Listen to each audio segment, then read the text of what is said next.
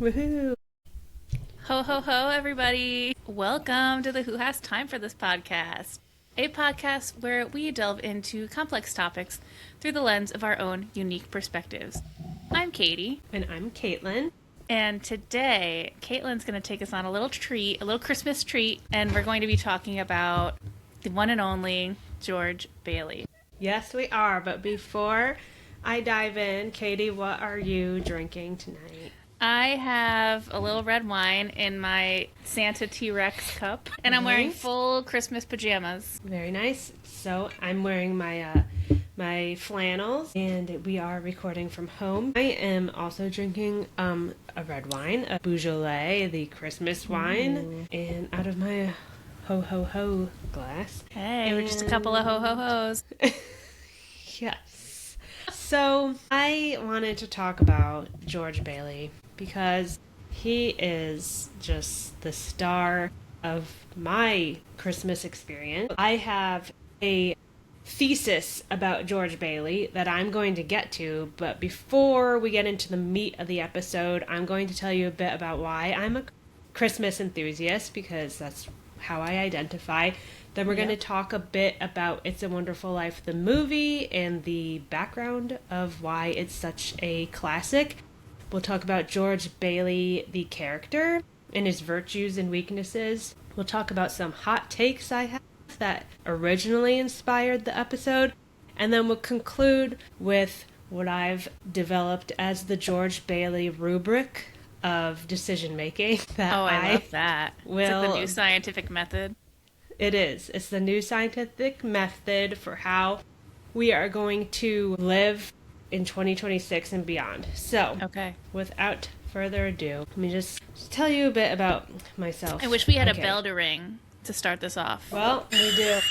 Because as you know, every time the bell rings, an angel gets its wings. It sure does. So wait, first of all, I have to ask Katie, you've seen It's a Wonderful Life, right? Yes, I haven't seen it in like a few years. That's okay. You don't But I've seen it multiple times. That's what I'm here for. Yeah. Also, my glasses are seeing the end of their days, and they constantly slip down my nose. Oh my God. That's going to happen. It just often. makes you look more studious. Thanks. Yeah. Or a little bit Chuck Schumery. Oh God. Don't talk about. You are talking about the Baileys. Isn't that the fictional couple? Oh yeah. It is the Baileys. I mean, he wasn't talking about George. No, Bailey, he wasn't talking about George. He was talking about. Yes, they're called the Baileys. So, yeah, and they're essentially Republicans. Yeah. So I've always just loved Christmas, and I'm sure that sounds cliche and whatever, but like as a kid, I've always been more of a nostalgic and melancholy person, and even as a little girl, and I would always be so upset when Christmas and New Year's were over, and my birthday, because my birthday is January 4th, so it would be like Christmas Eve, Christmas, New Year's, birthday, and then it's over, and there's nothing to look forward to. So I remember when I was younger, in the night before going back to school, I would just cry and cry and cry. Christmas is over. And my dad one year was like, there will be many Christmases to come. I don't know if you remember saying that, but I think about it every year. Yeah. When he told me that. Those little things stick with you forever. Yes. And I really love it. Like, I don't know. I always have like little vignettes playing in my mind. A lot of to do with like Christmas Eve service at church. Like everybody singing Silent Night all together, and it's like dark and there's candles. I'm from an Italian family on my dad's side, so we do the whole Feast of the Seven Fishes on Christmas Eve, and that's like really a nice tradition. And I just love seeing my cousins. A lot of them we only see this time of year, so it's just like that gathering and the family. So I've always loved Christmas and having traditions and all that. And then one of those traditions is watching Christmas movies, like everybody has. But I have to watch them in a very specific order every year. I have 3 cornerstone movies that must be watched in order. Everything else is like whatever. But right after Thanksgiving, we watch Christmas Vacation. That's what my shirt is from. Yes. But it's a two-parter because my sister has the other one. Jesse's Which one? says, is it? Why is the carpet all wet, Todd? And mine says, I don't know, Margot. Love it. Yes, that's a classic. And then we have to watch The Santa Claus because I love a good movie about Santa origins. Mm-hmm. And I love The Santa Claus. I could just tell you every detail and recite every line. And the magic of seeing this selfish man become Santa Claus just warms my heart. Mm-hmm. And then lastly, I have to watch It's a Wonderful Life as close to Christmas as possible. So we can't watch it on Christmas Eve because we have the Feast of the Seven Fishes. So we usually aim for like the 22nd or the 23rd because it's got to be like as close to, but not on or after Christmas as possible. Have you watched it yet this year to prepare for this pod? No, because you know it by heart. Could recite the entire thing. Yeah. It's scene by scene. And the reason for this order is because you have like the fun slapstick comedy, whatever, to start the season of Christmas Vacation. Then you start moving into the sentimental, but it's like more like situations with the Santa Claus. And then you have this cultural capstone of selflessness and sacrifice and, in my opinion, Christmas spirit. And you have to watch it as close to Christmas as possible. Many years, my husband and I would go see it in theaters because they would play it special. But we haven't done that in a while. And maybe next year. But I can't wait till we watch it. Yeah, I love It's a Wonderful Life. Introduced to me by my Aunt Donna. So shout out to her because it's one of her favorite movies too. She loves old movies and she loves Jimmy Stewart. Interesting. Just have always loved it. And if I had a son, I would love to name him George Bailey Bagley. I don't know if anybody else would let me do that. Yeah. I have many It's a Wonderful Life mementos, including this little angel ornament that says, "No man is a failure who has friends," which is the famous line from the end of the movie. And then I also have this ornament with George and Mary and Zuzu, and it says, "Thanks for the wings, love," and Clarence, "Love Clarence," and it's signed by the woman who played Zuzu when she was a little girl. I have the movie posters framed in my dining room. I have a whole little village of Bedford Falls. Okay, safe to say it's like my favorite movie ever. Mm-hmm. So last year, when we were doing our annual viewing, I'm freshly postpartum. I've just been through the ringer with having a newborn and a toddler. And I don't know, it was like a season of sacrifice, obviously. And I remember after we finished watching the movie, I said to my husband, I was like, wow, I really feel like George Bailey sometimes because his whole life is just a sacrifice, one sacrifice after another that he makes.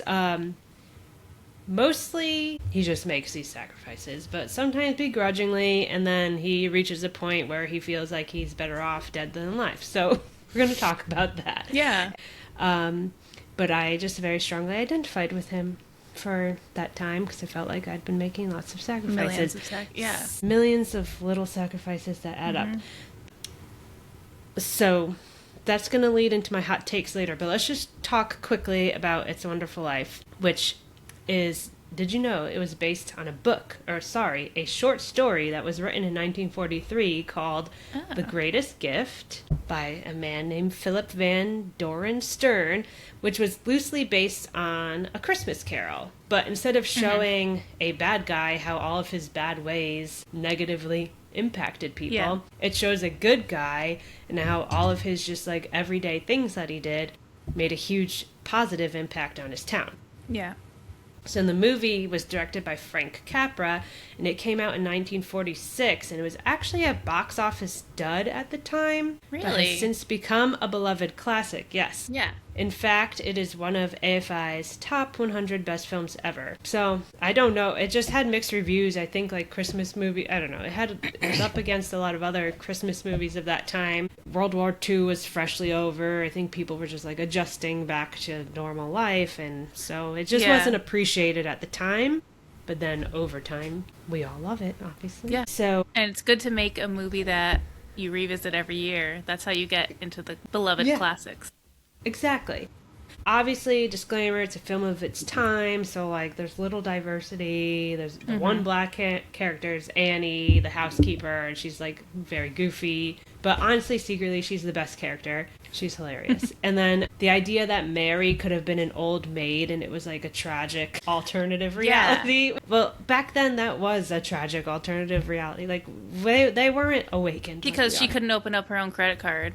Yeah. And she was, like ugly and worked at the library. So, yeah. But whatever. You know, you just know what context you're dealing with when you think of these movies. And there's a modern remake in the works, apparently, from Kenya Barris, who created the show Blackish. So it's going to be like a modern retelling. Do you know who any of the cast is going to be? No, I don't even know if they've gotten that far. Okay. I heard about it like last year, but when I went to look up more details, it was just like, it's going to be started next year. So we'll see. So I am all for more George Bailey stories across all cultures and ethnicities. Let's see it happen. We need as many George Baileys as we can get. Oh, yeah. We definitely need him right now.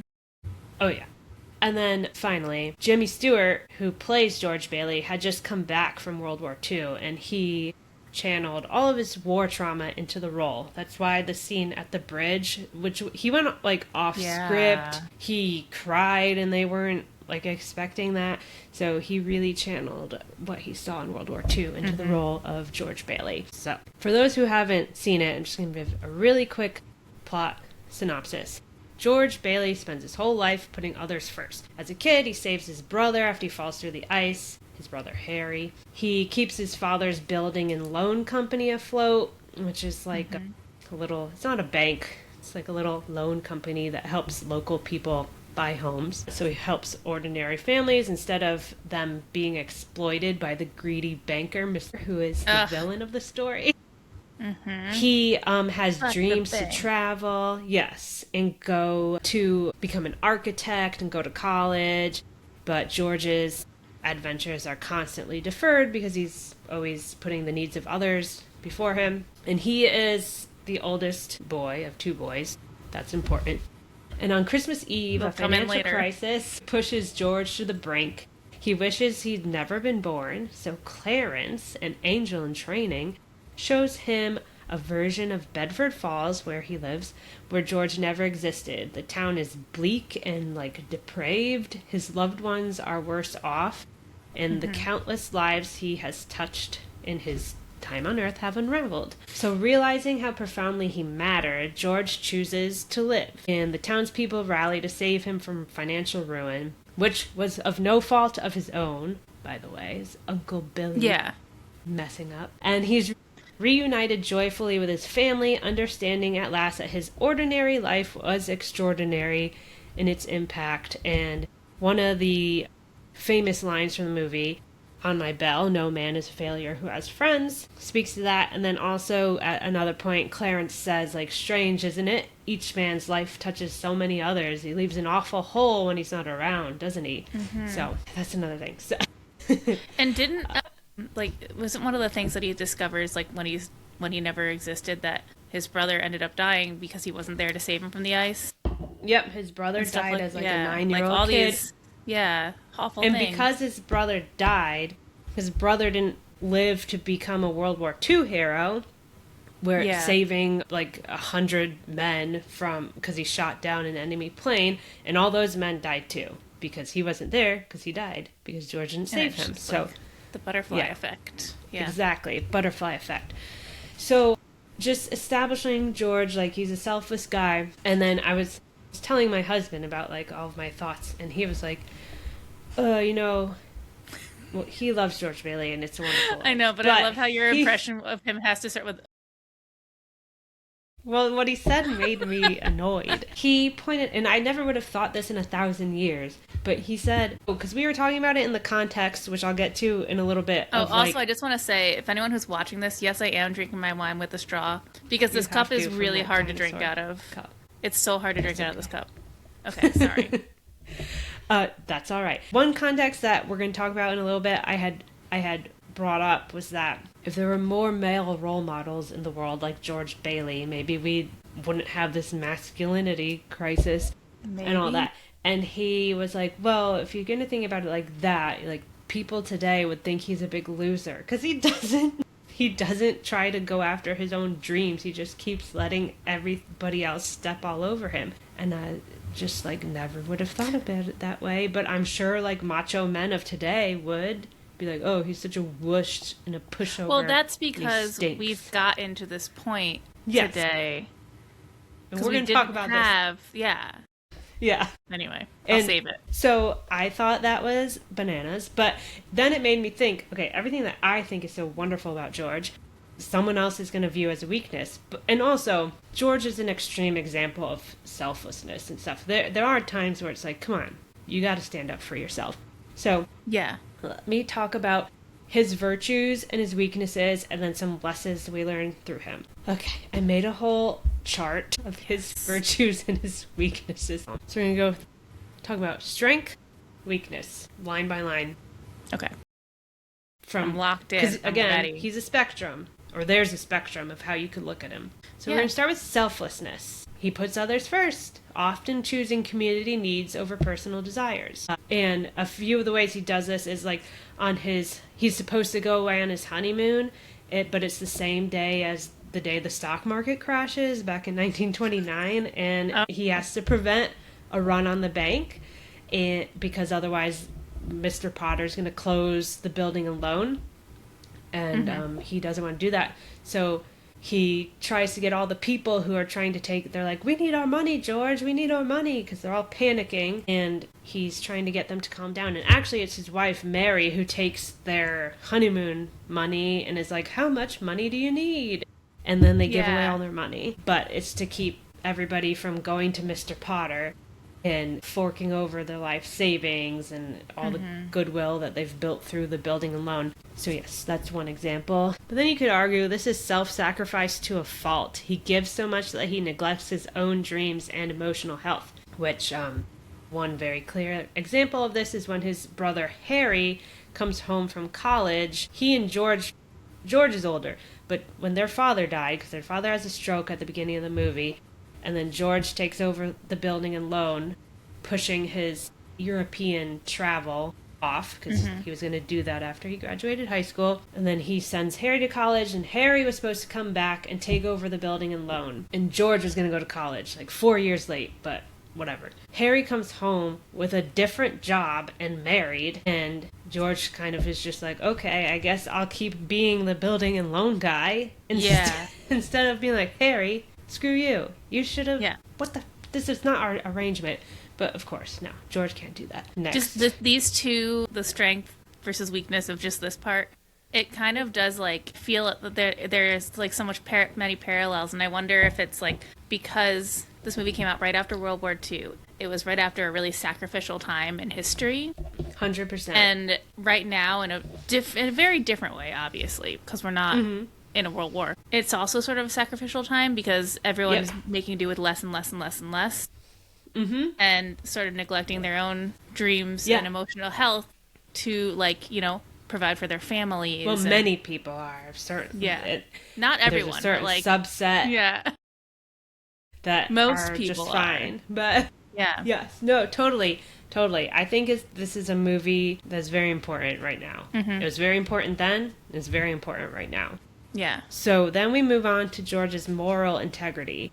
He stands firm in his values, refusing to compromise even under pressure. And this is apparent when Mr. Potter, the evil rich guy who just wants everyone to be under his rule, and he wants to own the bank, and he wants to own the building and loan. He wants to take over the whole city and make it like dance halls and bars and girls, and all that, you know.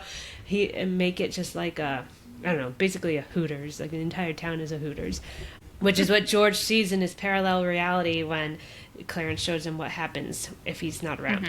Mr. Potter offered George a job at one point. And George really thought about it because he doesn't make any money at the building and loan. And he's got 4 kids. And he has 4 kids? Like, no. Well, at the time he was offered the job, he had no kids. But then we found out Mary's pregnant.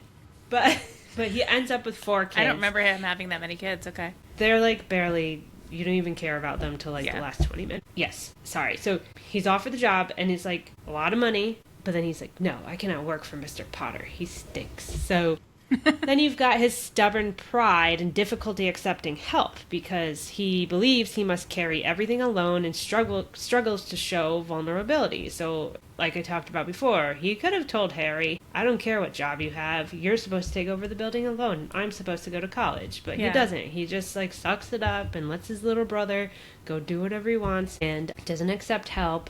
His other friends, like this one guy, gets rich off of getting into plastics, which end up being a hugely lucrative industry because of World War II, making the, whatever, on the warplanes, where the windows, I don't know. But, so he ends up making tons of money, and George, like, doesn't get involved in it, even though they offered it to him, then he's left out of that, but he, like, wants to, you know, he has his pride, like, this is my father's building and loan, and I'm still gonna be here to see it through. And he could have been rich in other ways, but he had his pride.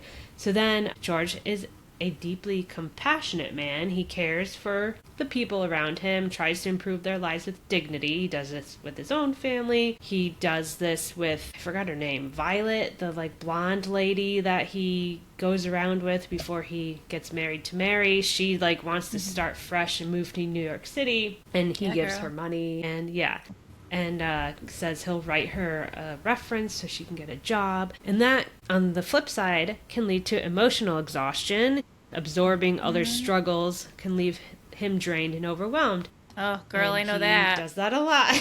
The whole thing is about absorbing struggles, everybody else's struggles, because he's kind of like the town leader, absent a mayor or whatever. George carries a lot of responsibility. This is one of his strengths. Yes. And he is very Rick Grimes. Not quite as gruff, but for sure he is. He feels duty-bound to protect his family, the building alone, and Bedford Falls.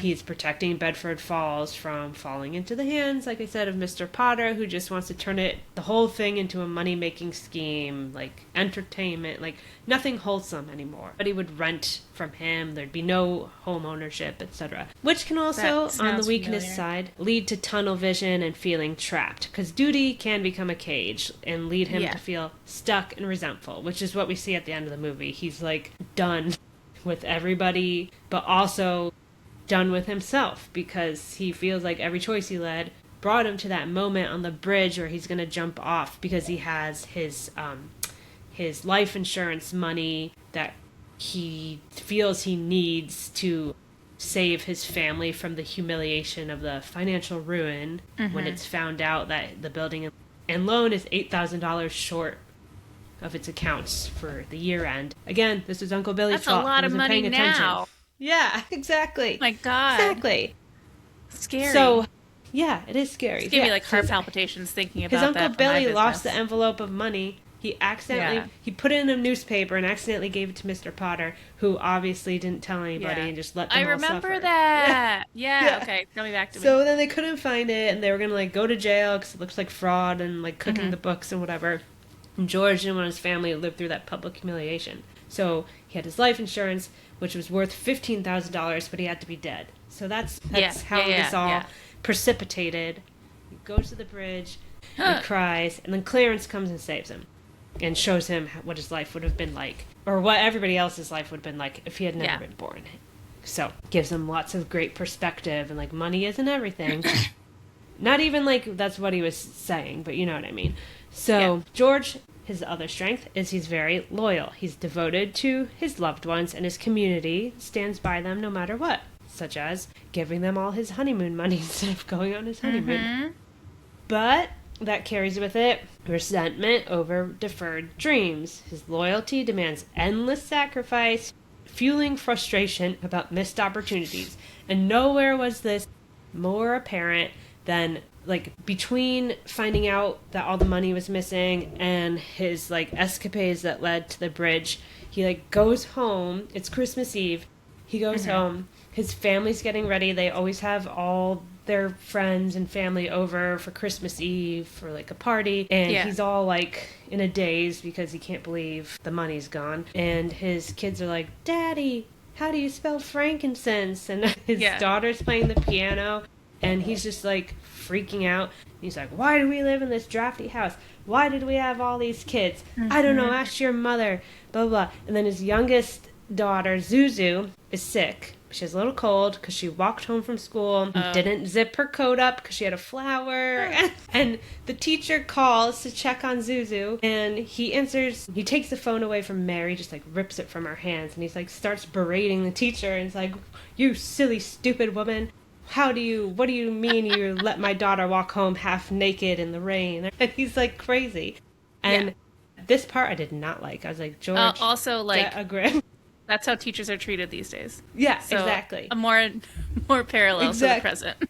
Exactly. And then his daughter, or he flips out. Whereas, like, the teacher is calling to check in on her. That's above and beyond. It is. The teacher's and then she got yelled at by the mean dad, who obviously, as we know, is just under a lot of pressure. And then he, play-by-play of his mental breakdown, he just, like, is very angry. And he has, like, because from his architect dreams, he had built a little, like, small-scale Bedford Falls in the living room. And he, like, knocks it all over. Yeah. And this is all, like, coming back into my brain. Yeah. Yeah. And then his daughter he's like, Janie, stop playing that silly tune. Must you play it over and over?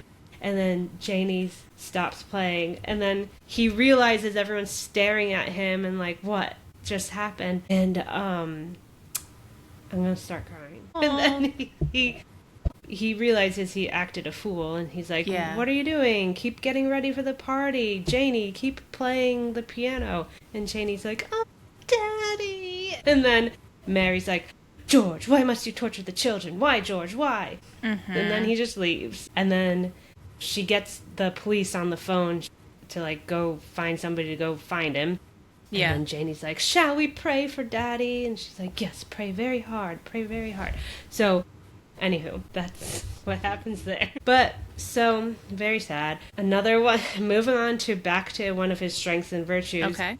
He has perseverance. He keeps going through hardship, refusing to abandon people who rely on him. And this man and this family and this whole town has been through the Great Depression. No, let's start from when he was a child. He lost hearing in one ear from going through the ice to save his brother. They went through the Spanish influenza epidemic. They don't really talk about that in the movie, but it's referenced. They went through World War I, yeah.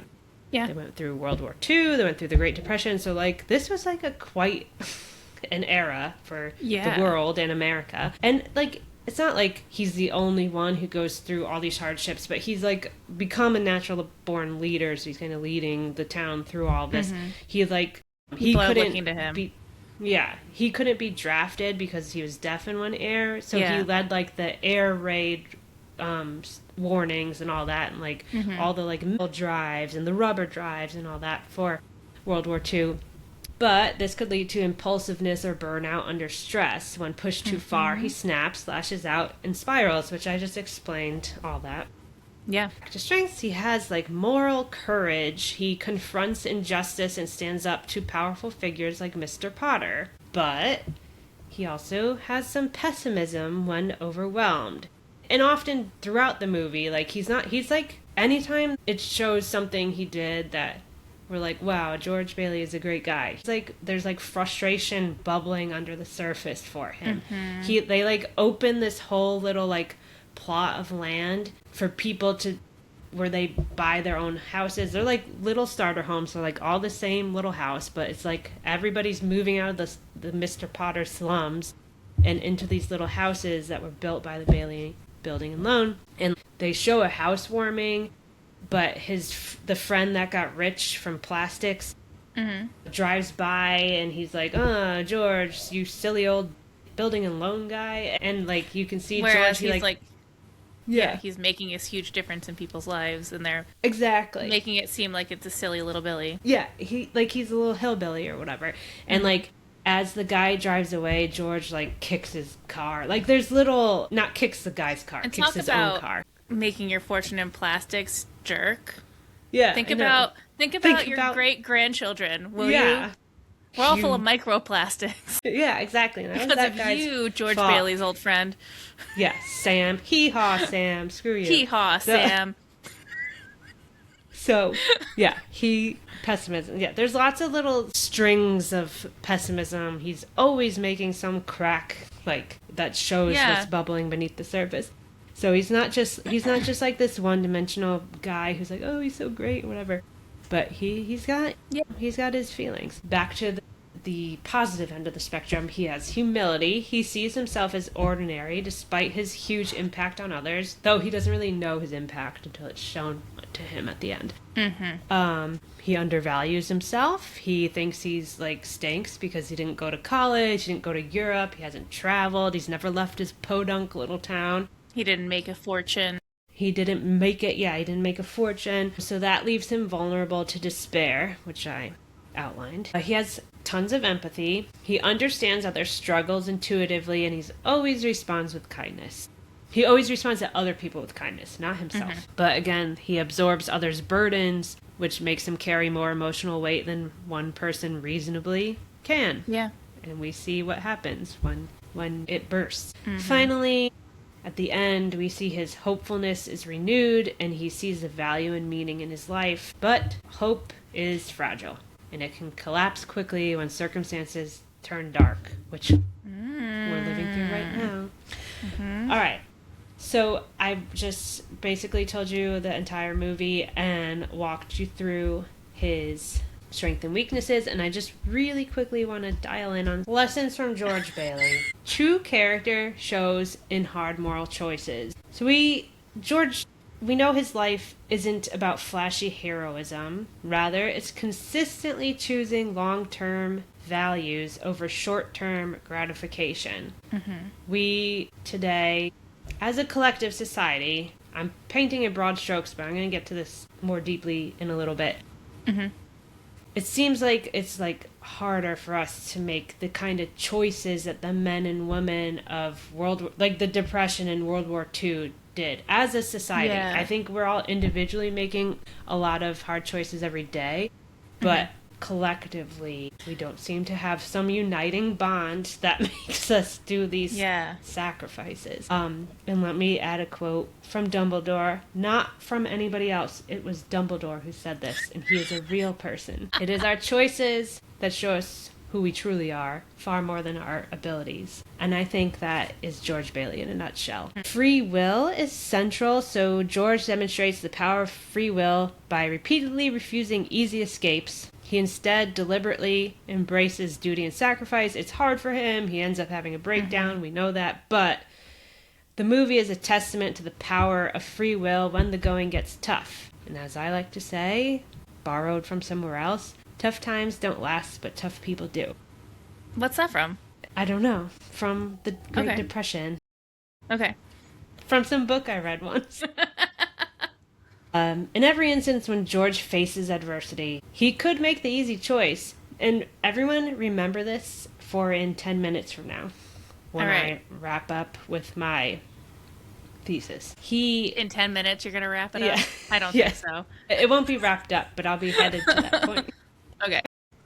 He could make the easy choice, opting for the fleeting promise of instant gratification, but instead he consistently makes the harder decision to delay immediate pleasure in order to achieve or preserve the larger, lasting, most profound values, which he doesn't know this at the time, but we see it at the end.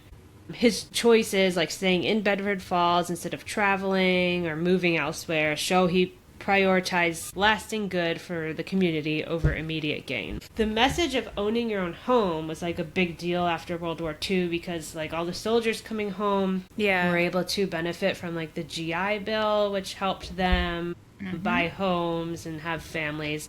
So that was a big part of the movie, given the time that the movie was made. So the building and loan's not just a business. The Own Your Own Home banner, which is in the building itself, represents George's and his family's commitment to economic independence, dignity, and community building. Heck yeah. The movie also channels the American dream through ordinary people. So Frank Capra used George Bailey to uplift working class values and showing that average people, through sacrifice, can build real social good. Real people like us. It was people like George that helped bring working class people to the middle class by helping them be able to afford homes. And to my husband's point earlier where he's like, well, you could view George as a loser who doesn't go after his own dreams. Well, his sacrifices are not purely altruistic when you really think about it. His decisions do align with long-term self-interest in a way because his identity and his values and what he really cares about are tied to this town, and the decisions that he makes benefit the town. Yeah. Would he put it that way? No. I But feel we like can. I'm always trying to like make small sacrifices for the greater good of like the earth and communities and stuff.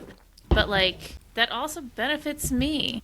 Exactly. Because I live on the earth and like it benefits you if being the earth politically does not active and like sacrificing time become a to do fireball. that is because you're working toward a better government. Future? Like it's or better now yeah. in some cases. Totally. And so it's like a win-win, even except for all the sacrifice. But Yeah.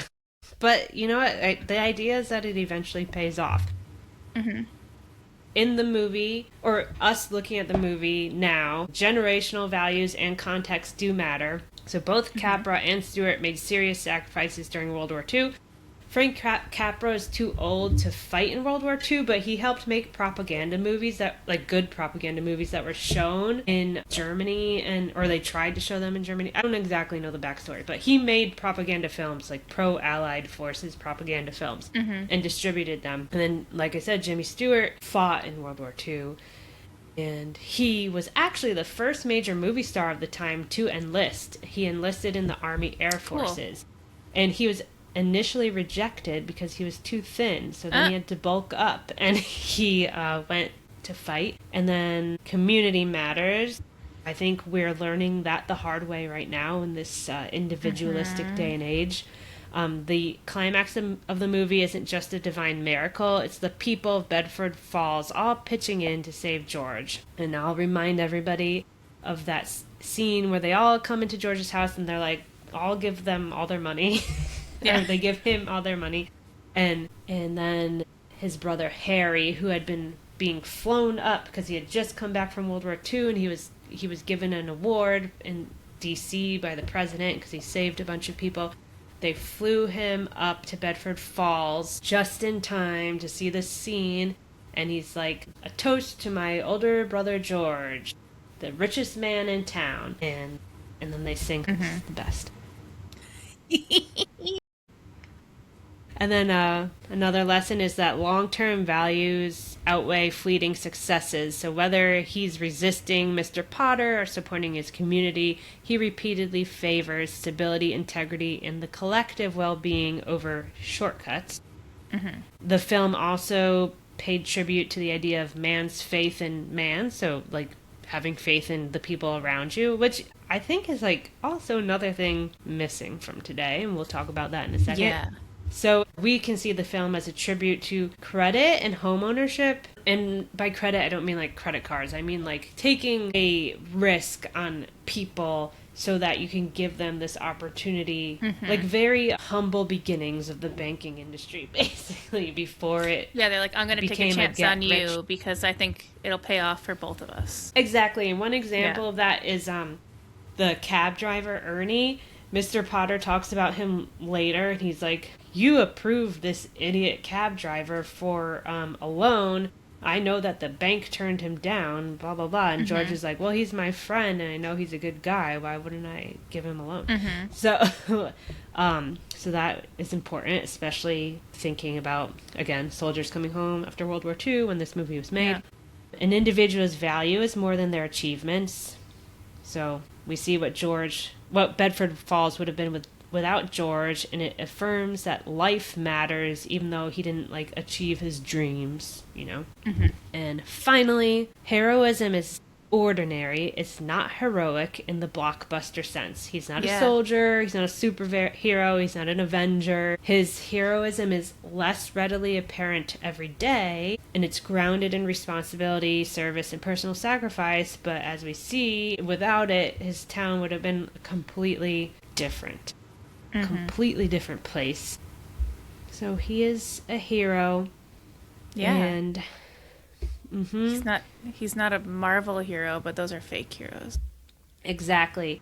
And there is one direct quote from an article that I will link in the show notes where they say, "For all the lives George Bailey touched throughout his life, what he really held back through his often small and virtuous actions was utter depravity and darkness.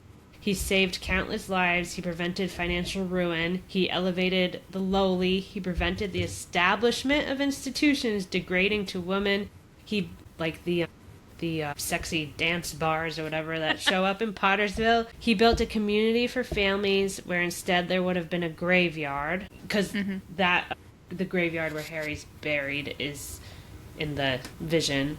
Is where all the homes were in real life. And for as costly as George's virtue was to him personally, the absence of his virtue would have cost his community far more." Yeah. So I thought, I don't know. He's better. I mean, I'd take George Bailey over Superman any day. That's what Honestly, I gotta say yeah. about that.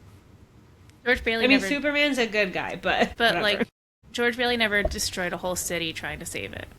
What about the people who live in those high-rises? Destroyed himself. Yeah. But poor George.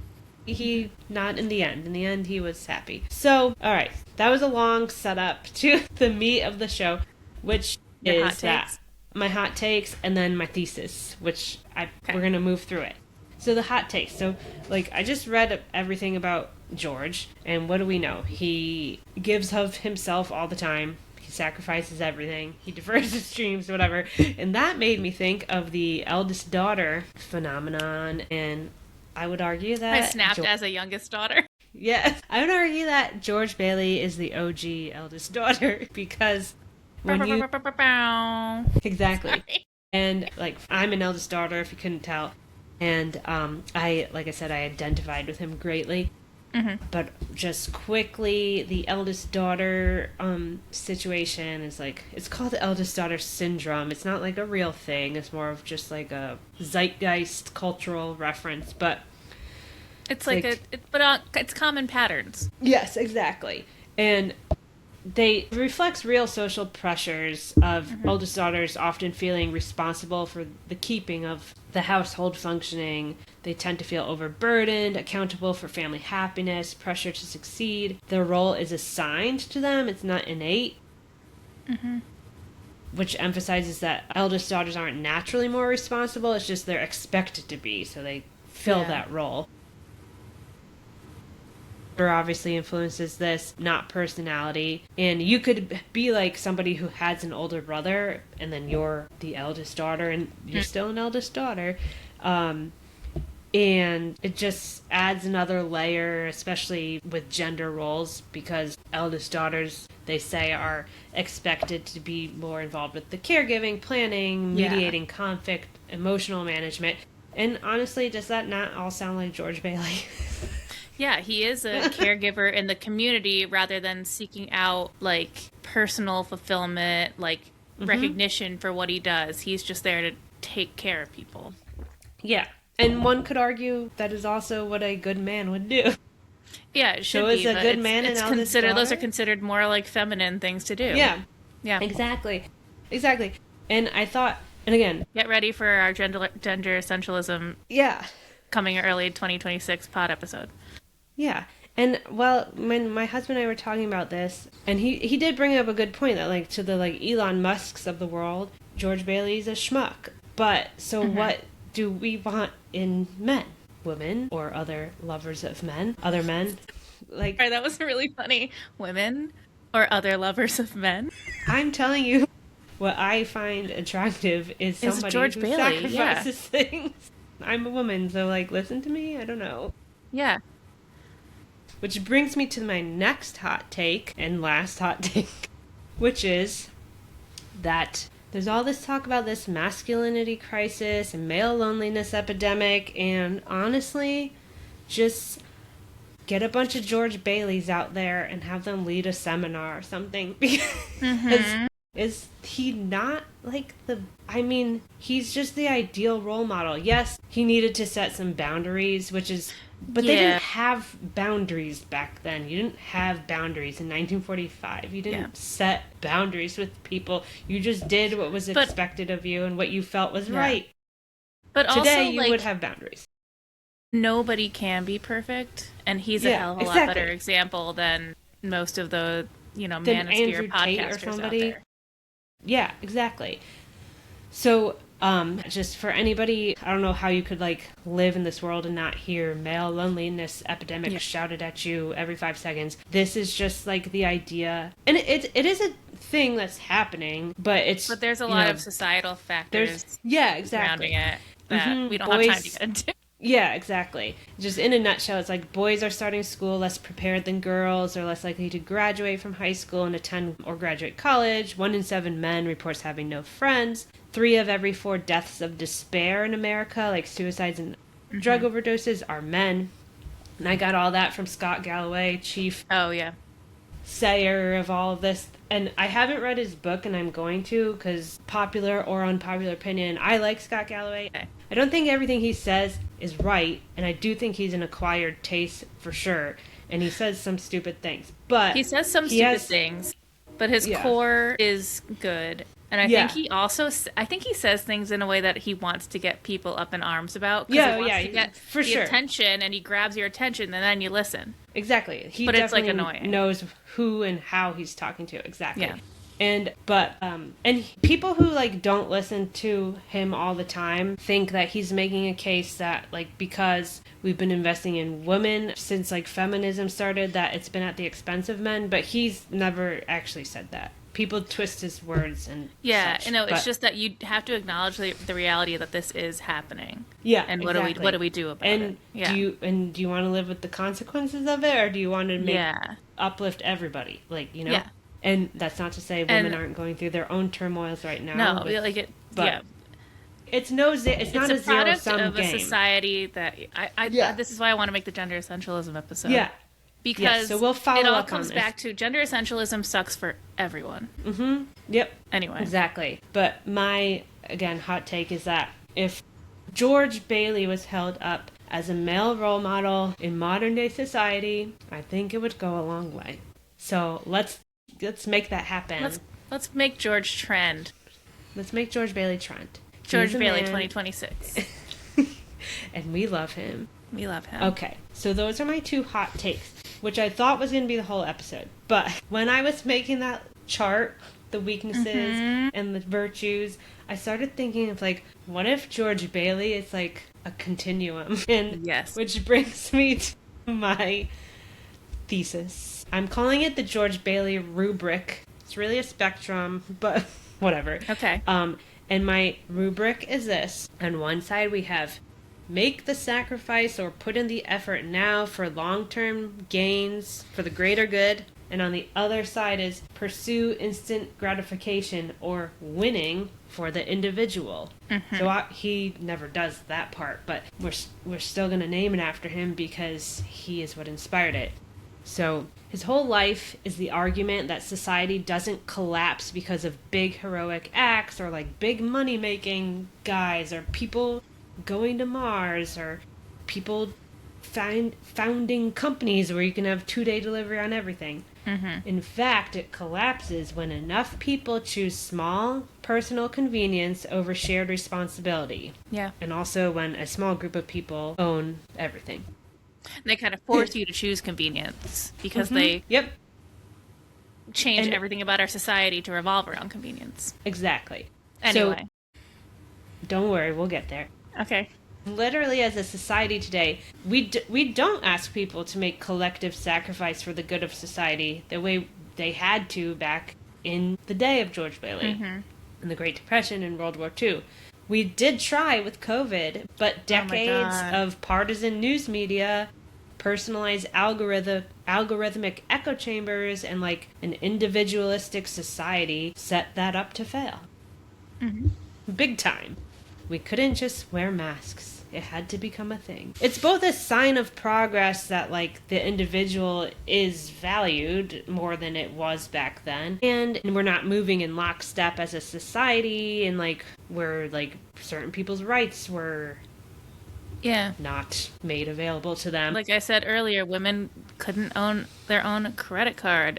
Exactly. Black people couldn't vote, like, etc. But I would argue that we've swung a little bit too far in the other direction of personalization and individualism and convenience and all that.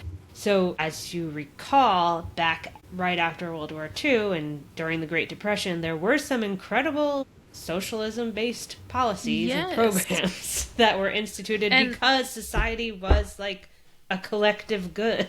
Can I also put out that I don't think that this like rugged individualism that we're suffering from right now really has anything to do with like people's identities or like giving more rights to people. It's the economy. It's capitalism. It's kind of every man out for himself because you have to scrap away to survive. And I mean, it's good to follow your dreams, for sure. That is one good lesson that came from our grandparents and great-grandparents fighting for our freedom. But then it's been, that whole idea has been taken advantage of by our evil tech and billionaire overlords.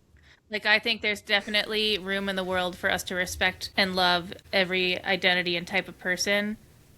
And also be a community together with every different type of person. Yeah. Exactly. Yeah, and let me say, when I'm talking about individualism, I mean like the super selfish extent that... Well, yeah, and that's like a problem that, we're having. And I feel like, it's like, it's those like two things are true kind of thing. And I would also put forward that because of the day and age we live in, like technology and our echo chambers, people refuse to let themselves get uncomfortable, which is a problem. Like, we want a frictionless life. I'm always talking with my clients about that. That and the delayed kind of gratification thing. Yep.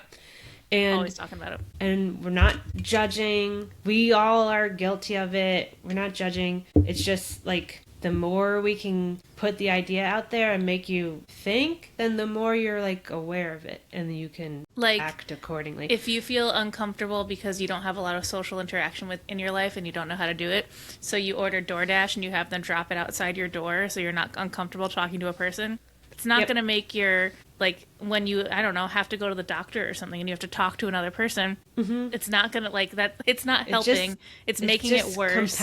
It compounds. You have to make yourself uncomfortable to grow. Exactly. So I want to talk a little bit... Exist. Exactly. 100% in a nutshell. We're going to talk about the George Bailey rubric as a framework for certain examples of ways we can talk about it in our day-to-day and also systemically. And as a reminder, that rubric is making personal sacrifices or decisions or putting in the effort for the greater good of society versus taking the easy choice for instant gratification or for like winning on your own personal level. We do have to talk about where we are today, though. You need to understand that we are on the precipice of a revolution in the United States. We are at a very fragile moment in history, and where we go from here depends a lot on how we, the regular day-to-day people, choose to tap in. And this involves understanding various institutions and systems in place that have reached an untenable tipping point. So we need to balance the George Bailey rubric with certain realities. And these realities are, everything is too expensive except for cheap, unnecessary goods, which is point 2. I will get to that in a minute. So unless you are like moderately wealthy to ultra rich, like everything is too expensive to actively participate in the economy without going into debt or foregoing savings for retirement or the future, etc. Especially at certain stages in life. For myself right now with the daycare situation. So even if you make what was used to be considered good money, which isn't even anymore, there's data now that what we used to think 6 figures is nothing now, basically. Yeah. There's like new metrics they're looking at. Yeah. Yep, that says that $140,000 is poverty for a family of four. This is not scientific, but it's just like they're proving a point that the way we measure poverty is super outdated. Personally, like, I know for my family, we're like perpetually one emergency away from financial ruin and having to sell our house. Yeah. So it's like a really great feeling. And it's constantly all the time, 100%. Yeah. It's terrible. And back in the day, I thought I made a decent amount of money, or we both like together, but like, nope, it's nothing. It's peanuts. So imagine if you actually made peanuts, how screwed you are. And the next thing is that we're flooded with entertainment and media and cheap goods and quick and easy options that we mistake having a lot of that for having a fulfilling life. Yes. One that includes a strong social safety net, public health investment, community, etc. Though we're catching on. And actually, on Instagram the other day, some like musician came up in my reels, and he sang this song. I'm gonna link it. It was God Rest Ye Merry Gentlemen, but he said it was God Rest Ye Merry Billionaires. And then there was one line where he's like, and keep us entertained so we don't know we're on our knees. Bread and circuses. Yep, exactly.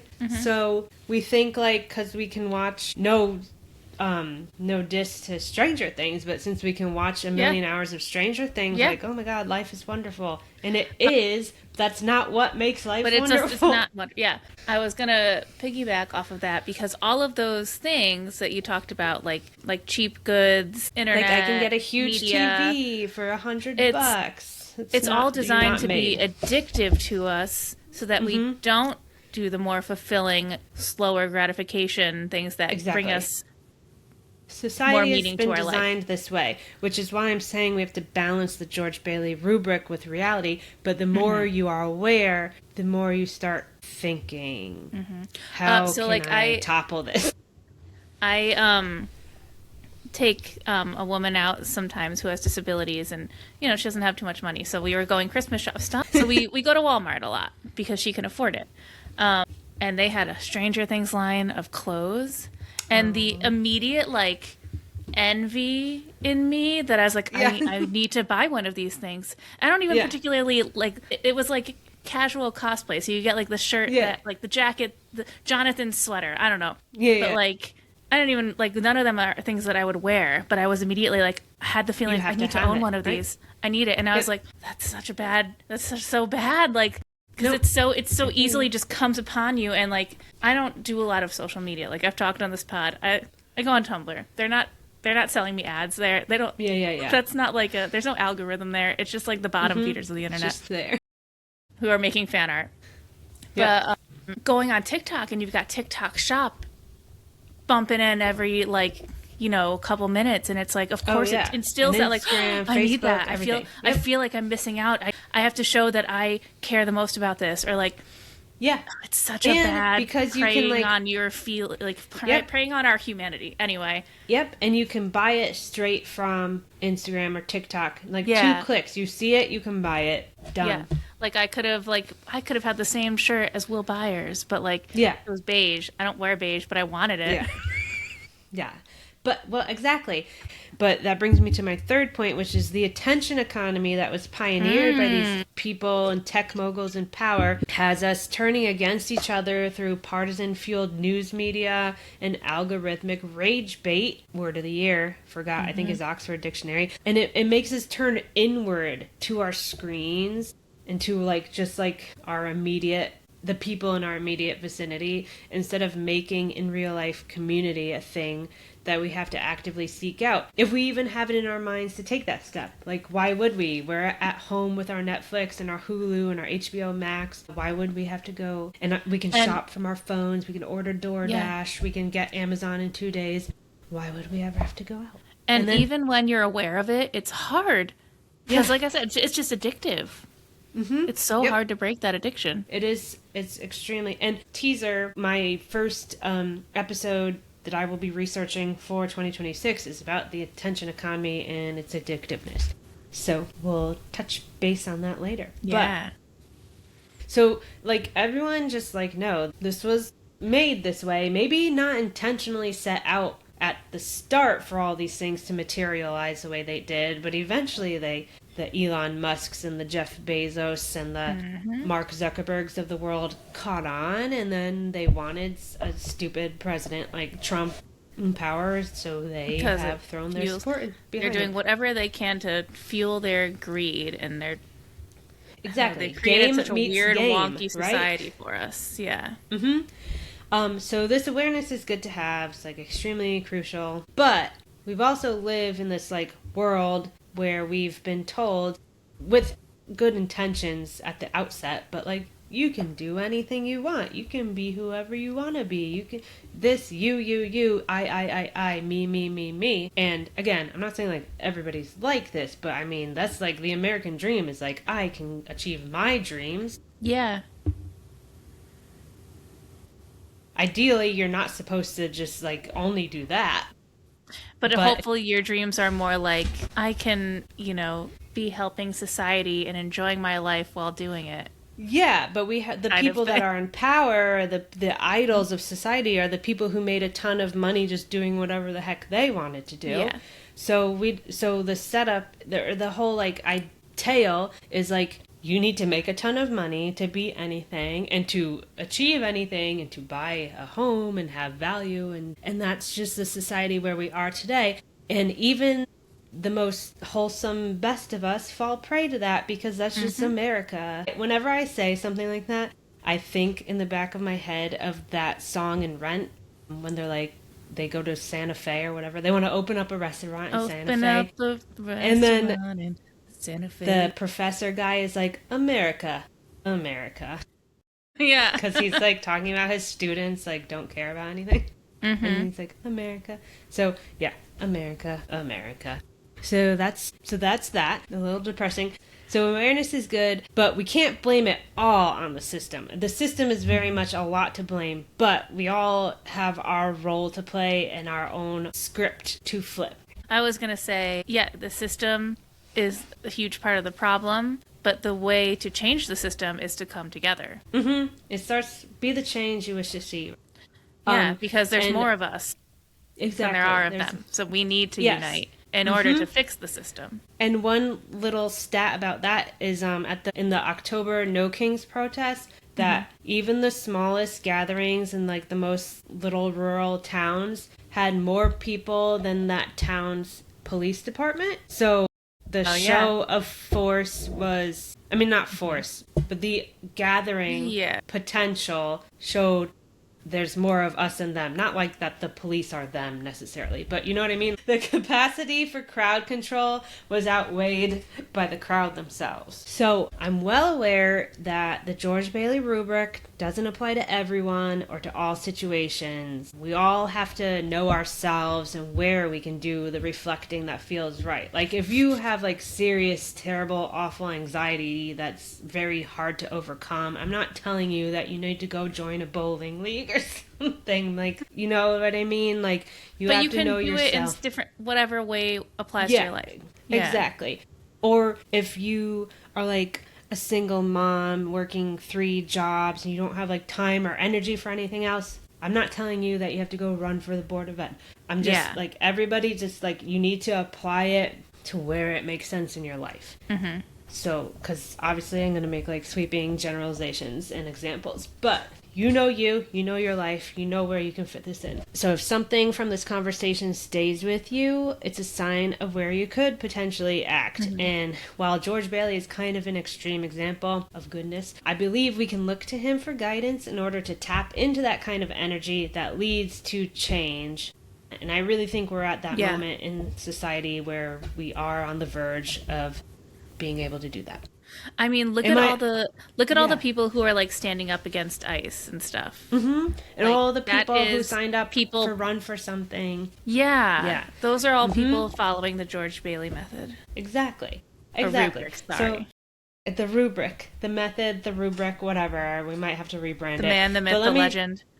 Exactly. So this last chunk of the pod, thanks everybody for still being with us, is we're just going to run through some examples of how this will work in real life. I love this first example.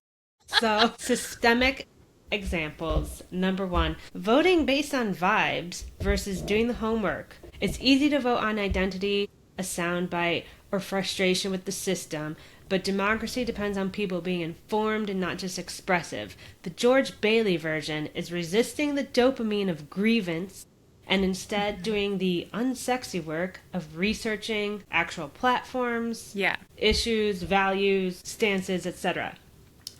So independents out there, if you held your nose and voted for Trump because you thought the economy was going poorly and things weren't affordable, I ask that you please look inside yourself and really ask, was the potential for cheaper groceries worth the greater risk to the greater good of society? Number one, you were punked. Number two, did you look at his platform at all? What was he going to do to lower those prices? Nope.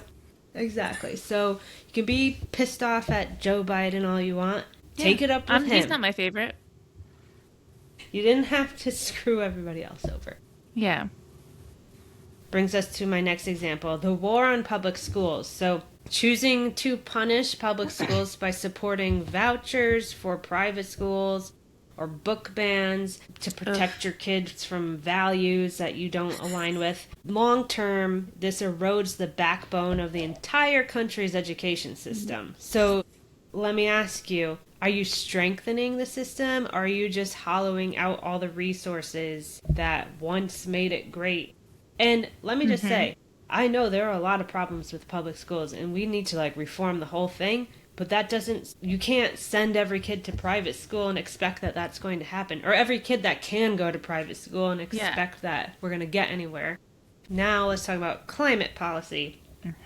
So supporting climate action means tolerating a lot of inconvenient truths, Al Gore. Higher short-term costs while we transition energy from fossil fuels to clean. Literally short term. I don't even know how much this even applies anymore because it's gotten so cheap. So many people are but if we go to, I don't know, anything else, it's we'll have a year of expensive electric bills or whatever. And then after that 1 year, everything's going to go down so much. Yeah.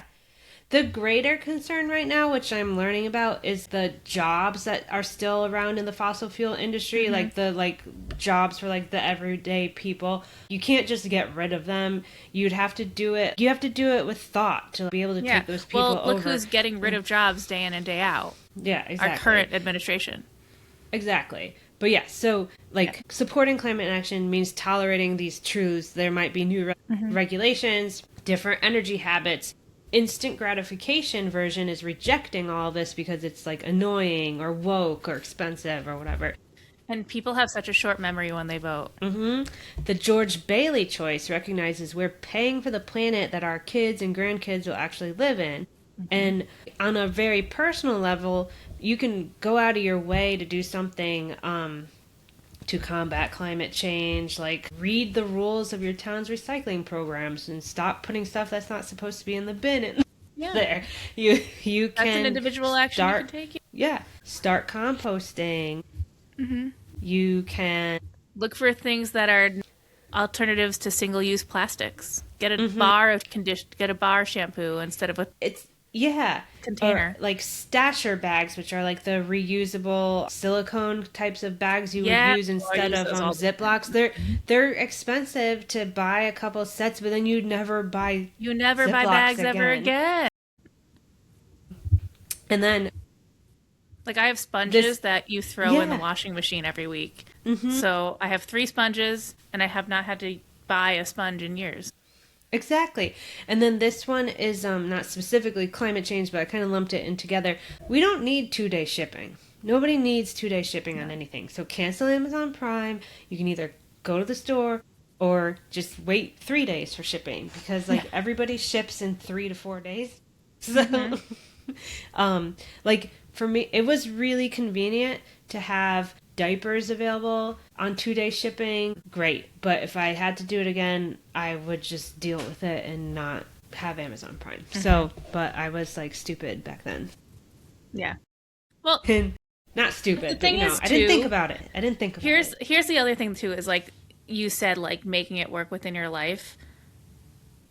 You might not be able to do all of these things. You do what you can. You might not. Yeah, you do what you can. and you build. Like, we don't want to be telling you you've got to change everything about your life. Perfect is the enemy of good.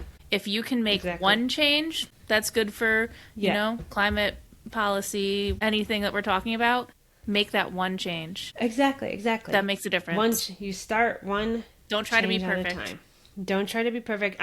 We're just giving you a ton of different examples because everybody is at different parts of their lives right now. So some things are going to be more applicable than others. Maybe you live somewhere that you need to, like, Amazon's one of the only places that delivers, and you get groceries from them or something. Like 100%. Do what works in your life.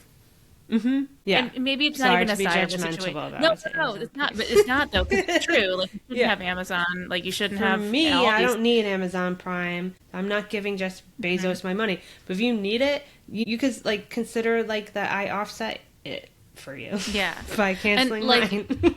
It's hard. Yeah. Like, okay. Like, I want to cancel my Spotify because they're running ICE ads and they don't pay their artists enough. But we're podcasters. Our podcast is, we do it through Spotify, and we're spreading. It's like, what are the alternatives?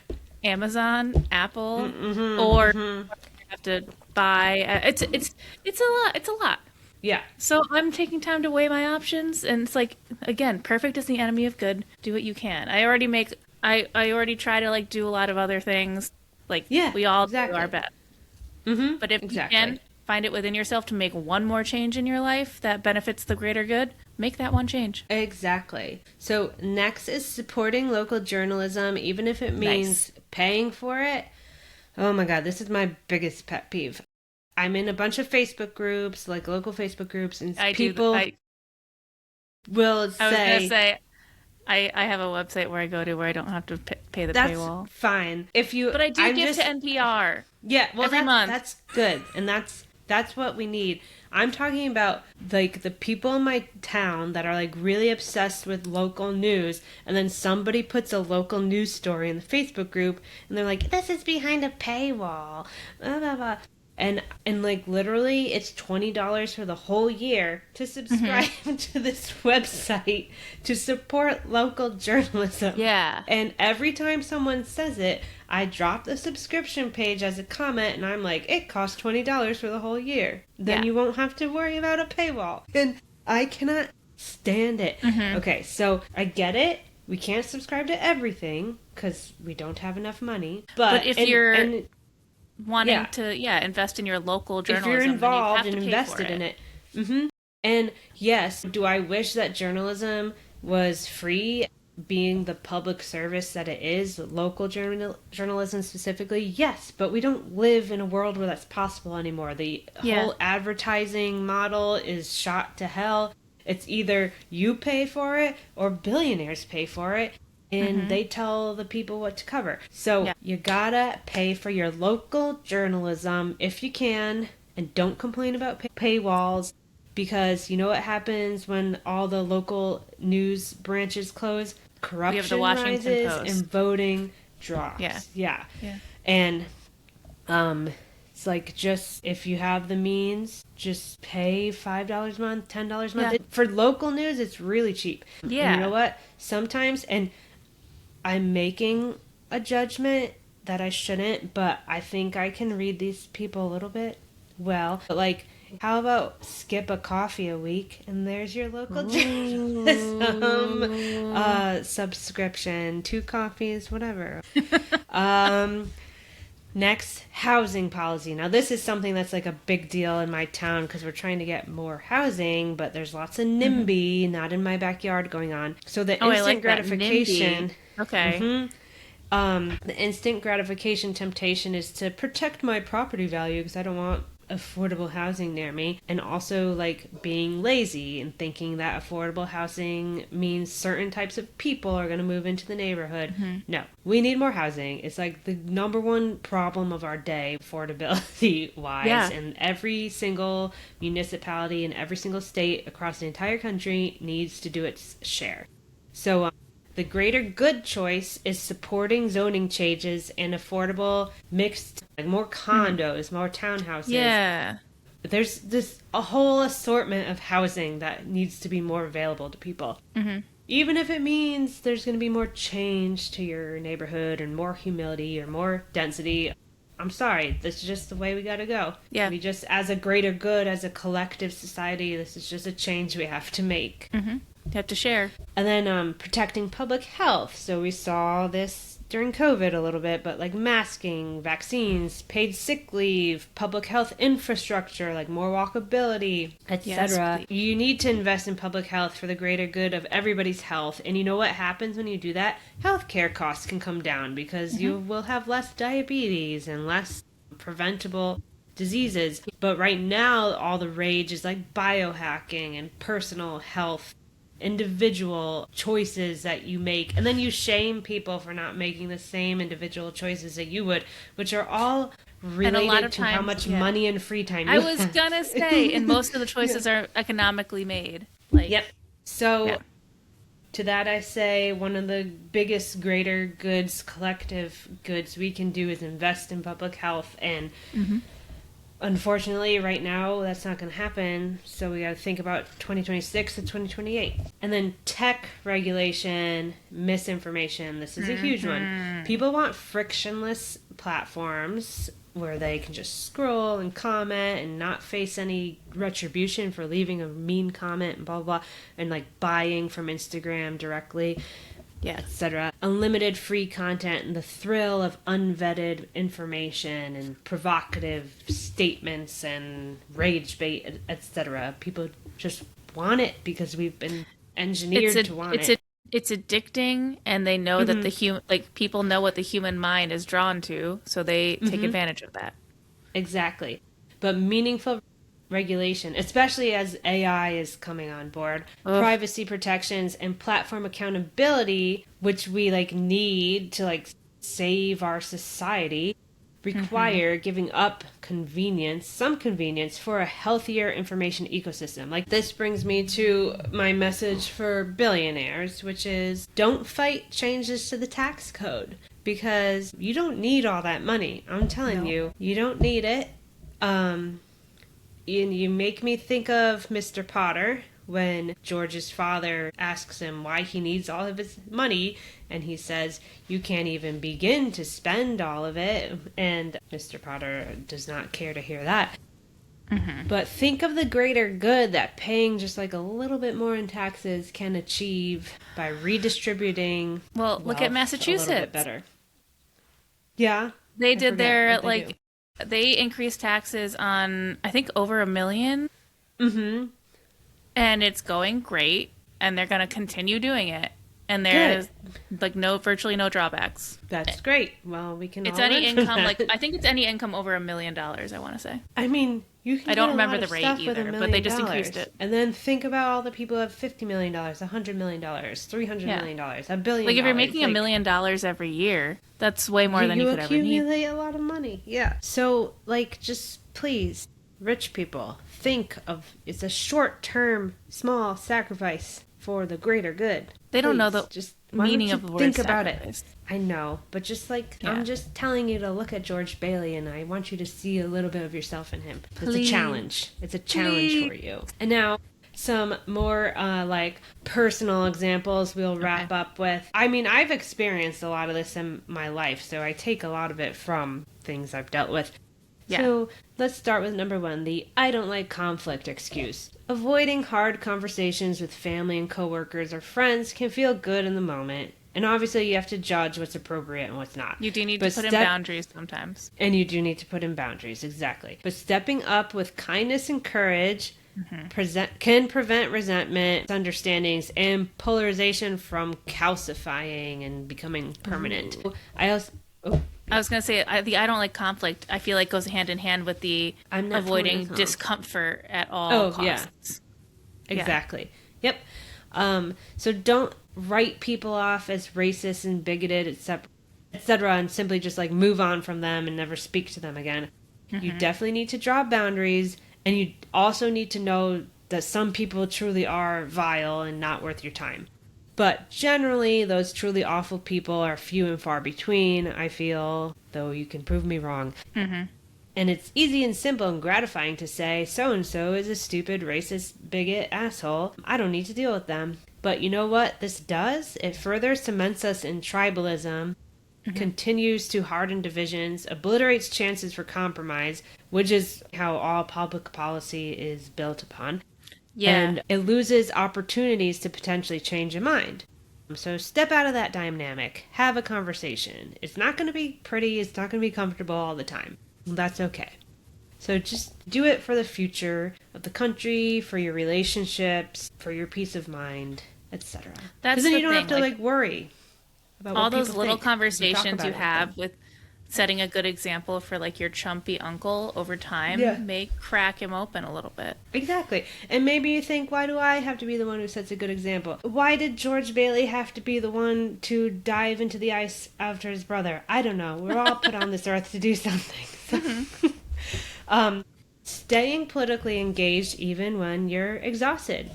It's very tempting to say, I can't read another thing about Congress. Or be like, I'm not that political and I just can't keep up with it. But disengagement hands power to the people who don't ever take breaks. Yes! Yeah. A George Bailey approach can be sustainable. It's not constant activism, but committed, intentional participation. I like that. As much as you can. So a personal example. Okay, this might sound unpopular, but hear me out. Don't use self-care as an excuse not to tap in. I just, I have this caricature in my head of just various examples of people I hear when they're, talking about their weekend, people from work or random acquaintances or whatever, and they're like, I did XYZ all weekend, and it's like, did you ever even, look at a newspaper or something? Do you even know that we, went to war over the weekend? Yeah. You know what I mean? And then it just boggles my mind, that you can just not absorb anything that's going on. Again, I get anxiety when I know what's going on. I get anxiety. I get more anxiety when I don't know what's going on. Yeah, exactly. So, and I do take every once in a while, there's I'll be a week where I'm not listening to the NPR Politics podcast or whatever. Yeah. Because I need to take a little break, but it's a week, and then you jump back in. And some people's just interests are different. I'm interested in this because I come from a journalism background. Journalists are generally inherently very interested in politics. It's just part of the package. So, and I'm just very interested in people and social justice for them. Exactly. Yeah. So to me, it's I'm not ugh, I hate this, but I need to know what's going on. No, I love it and I want to know what's going on. I mean, I don't love what's happening, but I love the whole thing, the whole landscape. Yeah. I need to be part of it. Politics. And that's just part of who I am. And that's fine. But then it's I don't want to hear people complain about the world and then they're not do anything. Not doing anything. They're I had to do my I have to do my 45-minute nighttime routine so I can't listen to the news. What? Yeah. I get it. We're built differently. We have different interests, but we don't have the luxury of tapping out like that. And I do feel and this is probably just from me consuming social media all the time, I do feel we do this on the altar of self-care sometimes. I need to step back and do my self-care. It's yes, we all do need self-care. We all need to take care of ourselves. We don't want to end up on a bridge like George Bailey. Yeah. But it's not at the expense of other things. Yeah. You've got to find... this could just be a social media, window I'm viewing things through because I consume so much of it, but I do feel there's people out there who are I have to get a manicure or I don't know. Well, again, I'm making generalizations. I think a lot of the people that you're describing too are people of maybe a slightly higher middle class socioeconomic status who can, like we talked about in the Charlie Kirk episode, can afford to not be very political right now because they're not immediately threatened. Exactly. So my whole thing about this is pick and choose what you do, what you pay attention to, and how it fits into your life. And also, yes, self-care is very important. You don't want to get burnt out, but you need to eat your vegetables before you can have your dessert, right? That's an age-old saying. So, little treats and little pampering excursions are lovely, but you are made of tougher stuff, and these times call for tougher stuff. And like I said before, tough times don't last, tough people do. Yeah. This one is one that I struggle with every day, parenting choices, values over convenience. So sometimes it's really easy to hand a kid a phone or a screen and avoid tough conversations. I mean, my kids are really little. They don't know fairness, justice, empathy. I mean, I can start modeling it for them, but I can't, as much as I love Miss Rachel, I can't have her do all the heavy lifting, you know? Yeah. But, you know, long-term moral development requires modeling effort, discomfort, and like generosity with helping kids deal with their feelings. And like sometimes and also not instilling that like immediate gratification right away as their kids. Letting them be bored. You gotta let them be bored. Boredom is so important if they don't, for development. If they don't grow up with any boredom, I mean, I think we're dealing with a lot of that right now. The kids it's who so important for grew up without boredom. But I do think that parenting has learned that lesson. Everything I'm being fed about good parenting today is let your kids be bored. Make your kids be bored. Yeah. They need to suffer through boredom. So I think we've done like a boomerang on that. So that's good. Consuming guilty pleasure content that's actually harming you.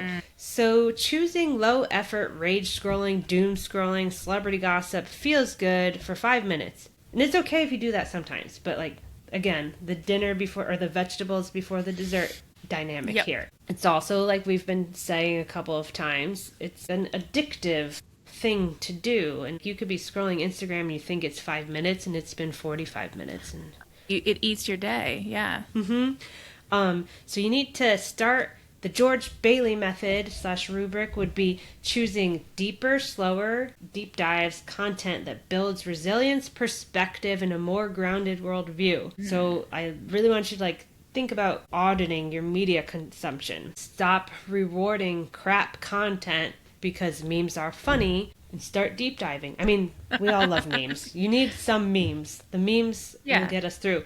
But like memes shouldn't be how you consume the news. It's like you need self-care, but you still need to be engaged in the world around you.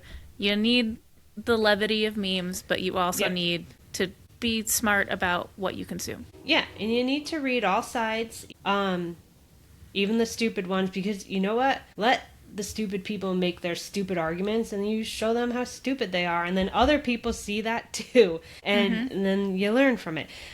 So you look beyond the headline and you make space for nuanced understanding and conversation instead of the adrenaline rush of like taking a screenshot of a ridiculous headline and turning it into a provocative social media post.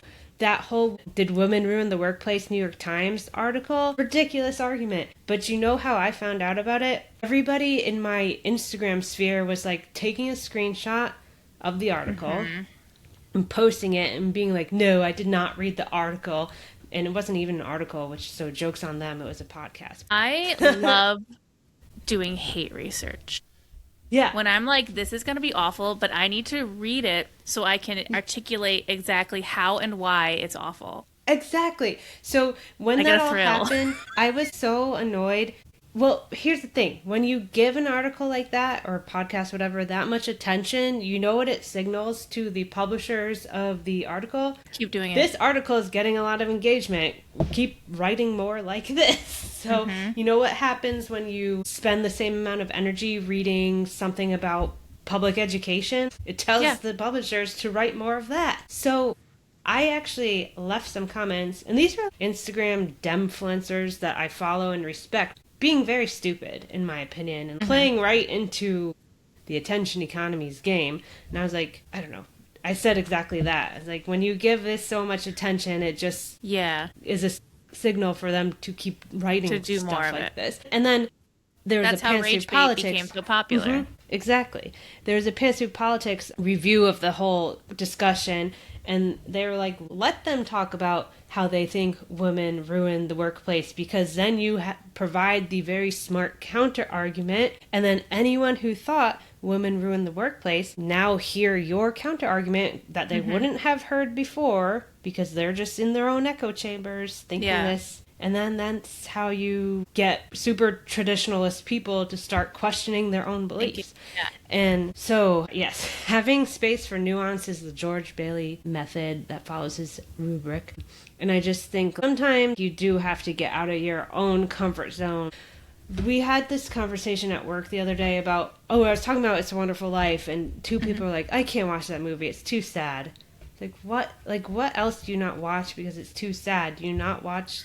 You don't watch Did you things not that make read you The feel... Diary of Anne Frank because it's too sad? Yeah. I'm sorry, I get that we all have our interests, but, like, don't self-shield yourself from the suffering of the world. You can't look away. We have to bear witness. I need you to get a little uncomfortable. It'll make you a better person. People really not watch things because they're too sad? Yes, people do. But it has a happy ending. Right, I know. Okay, anyway. I can't. I mean, there are a couple of movies that I've watched once, and I would like... But you watched it once. Oh, yeah. Yeah. Oh, they haven't watched it at all?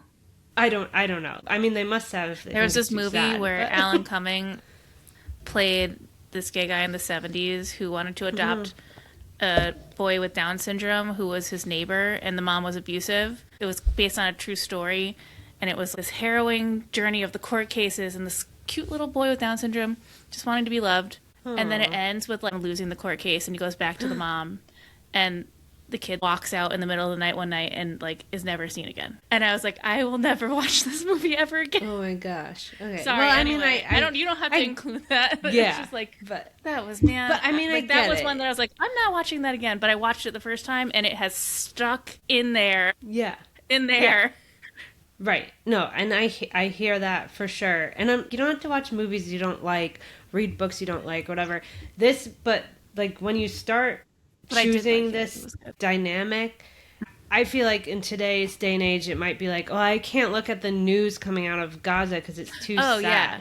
Well, I'm sorry, but you have to. No, you have to. It's you cannot real, turn away. You have to bear witness, and that's a George Bailey thing. Being a reliable person in your community. So it's easy to RSVP yes and then bail. I feel like it's an endemic thing in society today. Or avoid replying, avoid responsibility. But communities are built on the people who show up, like George Bailey. When it's inconvenient, the people who keep their word, and the people who hold their community sacred. And to this I say, you can do it, and you can give more of your time. Not to everyone, not every day, not all the time. But you can. You can make time for things that are important to you, to your family, and to your community. Whether it's listening to a school board meeting on Zoom, or sitting on a board yourself, volunteering, just walking around your neighborhood and saying hi to your neighbors. I feel like we are all time strapped. That's true due to the factors that we talked about earlier.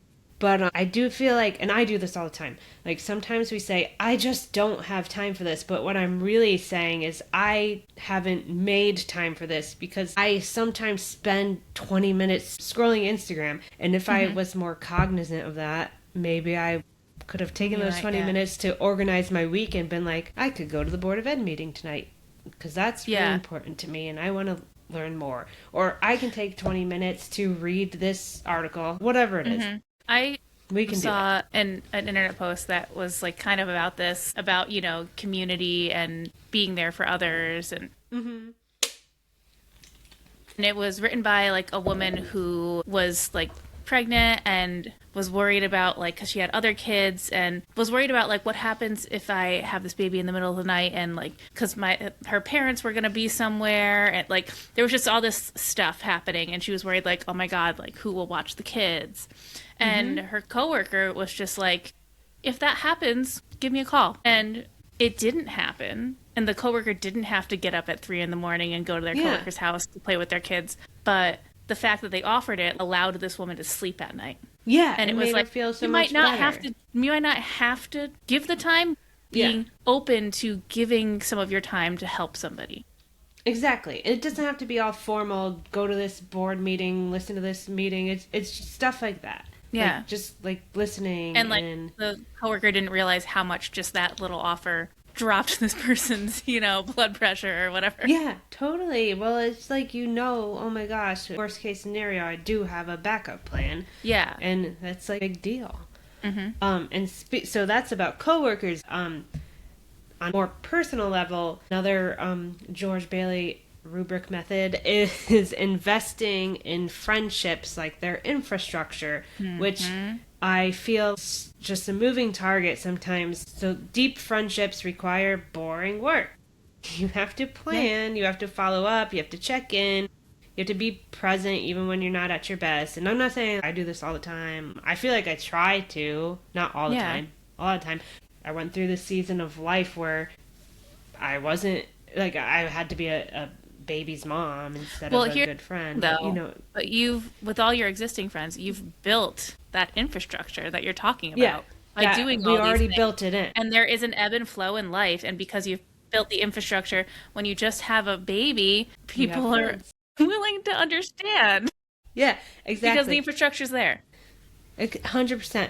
But the instant gratification route is just letting relationships atrophy because effort feels like too much sometimes, which I think is part of the male loneliness epidemic, which is really, honestly, an everybody epidemic lately. Yeah. Because of we're all looking at our phones, we all don't want to get off the couch. Like, again, these are sweeping generalizations, but you know what I mean. I'm just thinking about a bunch of clients that like don't see their friends on the weekend because they're like, oh, you have to plan, you've got to talk to them. It's like, you do. I just want to watch Netflix. Yeah. You do have to plan, you have to talk to them. To people. And we're all like, there's memes galore of my favorite thing is canceled plans. I mean, I get sometimes I'm like, oh yeah, I didn't really want to do that. But really, or like if I'm just so overworked. Yeah. And I like want my Saturday to be free. Yeah, that's nice. Exactly. But usually I don't make that a habit. I usually agree to the plans that I want to do. Yeah, exactly. And yes, the whole like introvert and canceled plans thing is damaging in my opinion. I don't like when I see those memes. Mm-hmm. But like a personal example that I've dealt with multiple times, not ever with you obviously, but canceling plans or even calls at the last minute for like no actual reason, like sickness or weather, really disappoints me. Yeah. I would never.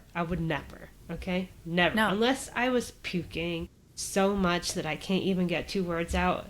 It's not going to happen. We're so I always thirsty. feel so bad if I have to cancel anything last minute. Yeah. I'm like texting like a huge paragraph as to why. Yeah, exactly. Me too. But we're like so thirsty for community. And yet I see, like I said, all those memes about the canceled plans and being introverts and whatever. I mean, I know being introverts is a real thing. And I'm an introvert, I think. But like, I still love my friends. I don't know. But how do you think you achieve community if you just like are always home and don't talk to anybody? Yeah. You have to make the effort to put yourself out there sometimes. The cost of community is inconvenience. Exactly. Yes. Co-signed. Mm-hmm. So you got to put yourself out there sometimes, which is effort and work instead of the instant gratification of your couch and TV and a beer or whatever. Not always, but sometimes. Yes, we all deserve our evenings on the couch vegging out when it's been a long friggin' week and we just need to chill. Everyone needs that. But you don't need it every day. And you can't make it a daily, every single day habit because you're not going to have any community. You're not going to have the stamina to build community. Yes, exactly. We went through a pandemic and it was terrible. And that whole social muscle kind of got weak and you have to work at it, especially if you're not naturally outgoing and gregarious. But we saw how terrible it was to all be at home. Yeah. Not seeing our loved ones. I think some of us learned the wrong lesson from that. And yeah, it's been tough getting out after nothing. It has been. I feel like nothing has gotten back to where it was socially. 100%.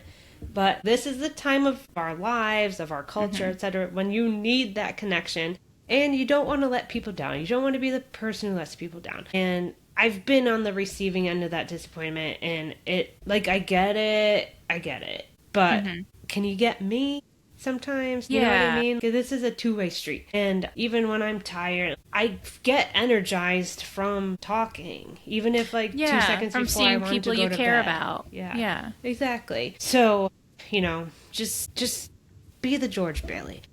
And then kind of, this was a little bit related to the climate change stuff, but choosing repair over replacement when you can. So in our disposable culture, buying new is a quick hit fix, but repairing something or borrowing or getting it secondhand is the George Bailey choice. Heck Sustainable, thoughtful, and communal.